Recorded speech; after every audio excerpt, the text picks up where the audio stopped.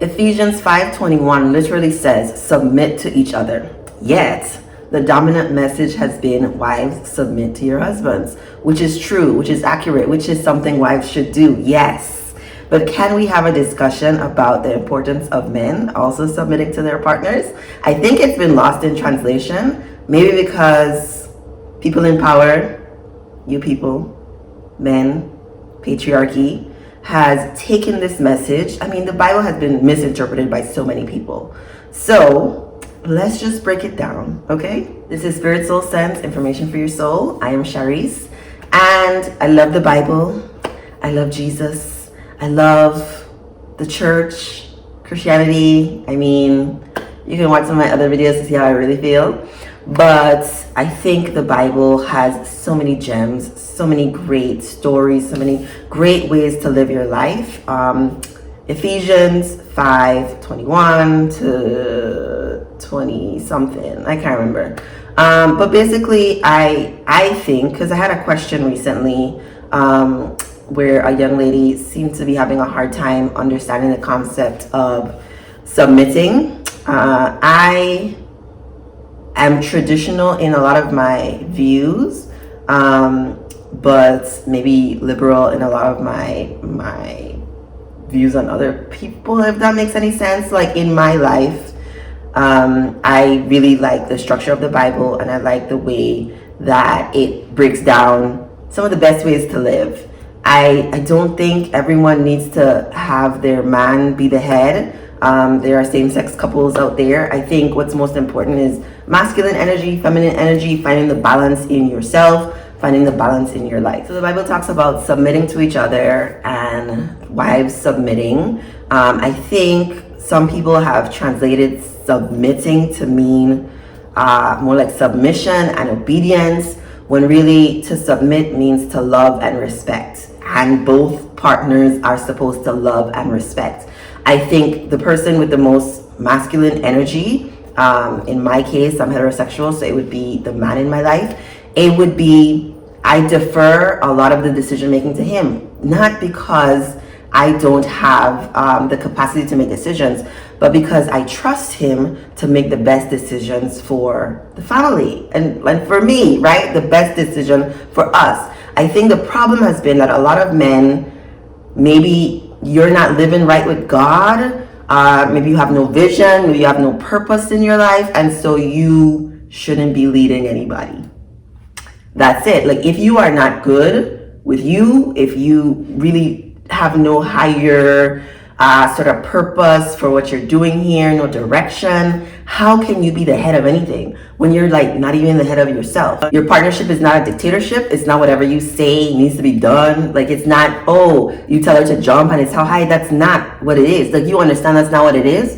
The next verse 25 that I want to talk about, because I think it outlines so clearly what it is expected from men in partnerships, because they give the great example of love your wife like Christ loved the church. And I know there are some men who teach other men about this concept in a very beautiful way. I think the way it was intended, that you are going to lay down your life for your wife the way Christ died for the church.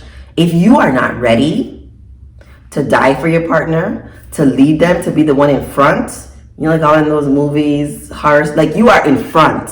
You are going to get the brunt of everything. Everything is going to come at you first, because you are going to love and protect your family. If you're not doing that, then we don't need to be having a conversation about somebody submitting to you. Because if you haven't submitted to God, I don't know, you're like the blind leading the blind. How is anybody supposed to trust you? My overarching message here is the Bible has been used to oppress. The Bible has been used to control. The Bible has been used to justify killings. I think depending on the person interpreting the Bible, like, let's remember, the Bible was originally written in Hebrew and it's been translated. It's like so old. It is a wonderful book. But the person who is doing the interpretation, you need to really be clear on if they have good intentions, on whether they are allowing God to speak through them, or if they are just going after their own desires. Because I think you can get the Bible to say anything you want it to say. and you can justify anything that you want to do. A lot of people hate other people. A lot of people live in fear. A lot of people try to control other people, and they're Christians.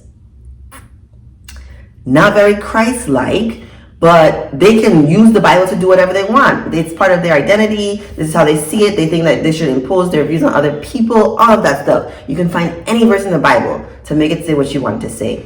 I love the Bible, and I really enjoy this scripture of wives submitting to their husbands and submitting to each other. I think it's a great guideline to live by, because most people, right? And I know some people may be so triggered by different types of family systems. I am not. They don't do anything to affect my life.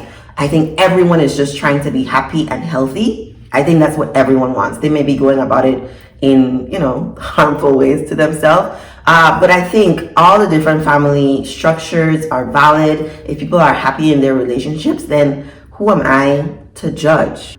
The Bible gives descriptions of what I think works for most people. I think, most women would agree that they're caring and nurturing, and most men are driven leaders, sort of things. Not that men can't be caring and women can't be driven. That's not what I'm saying. You will never find my channel keeping everyone into strict gender roles, but gender roles work for me. I like them in my life.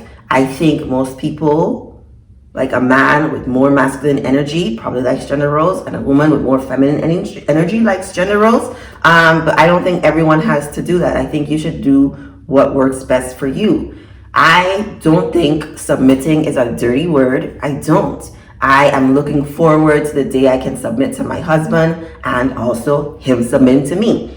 Someone told me a husband submitting was not biblical, but the Bible literally says submit to each other. So you need to see if in your life you are trying to control your partner, thinking that he or she should be doing everything that you want them to do, without you actually submitting to God. I really think that's it. There's nothing wrong with love and respect. That's what submitting means. It's not doing whatever the person says to do. It is, I trust you, I love you, I respect you, I want what's best for you. So go submit to your wife and subscribe to my YouTube channel while you're at it. Thank you for watching.